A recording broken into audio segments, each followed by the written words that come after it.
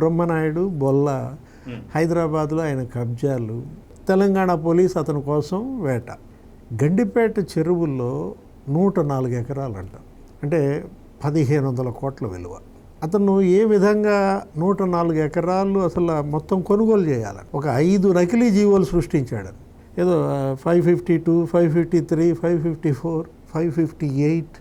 అతను ఎవరో అసలు సూర్యాపేట అదనపు కలెక్టర్ అంట, అడిషనల్ కలెక్టర్ అనే ముసుగుల్లో. ఇప్పుడు ఆ రాధాకృష్ణ అనే అతను దొరికాడు. ఇప్పుడు ఇంతకీ ఇప్పుడు ఆ రాధాకృష్ణేనా ఇప్పుడు ఈ 5 నకిలీ జీవోలు ఇచ్చింది? అంటే ప్రభుత్వం గురించి నేను చూసుకుంటాను, మిగతాదంతా మా బ్రహ్మనాయుడు గారు చూసుకుంటారంటూ ఎకరం 3.5 కోట్లు, 35 కోట్లకి డీల్ కుదుర్చుకున్నారని, ఆల్రెడీ ఒక 4 కోట్లు అడ్వాన్స్ ఇచ్చారని. ఇప్పుడు డీసీపీ ఇప్పుడు ఈయన శ్రీనివాస్ చెప్పిన దాని ప్రకారం బ్రహ్మనాయుడు ఖాతా నుంచి వాళ్ళ బ్యాంక్ అకౌంట్కి 1,25,00,000 పడ్డట్టుగా మనీ ట్రయల్ స్పష్టంగా దొరికినటువంటి పరిస్థితుల్లో, అంటే ఇక్కడ గడ్డిపాటి చెరువు ఇక అది మింగేయాలని చూసినట్టుగా మనకి స్పష్టంగా కనపడుతుంది. 3 అరెస్ట్ అయినట్టున్నారు.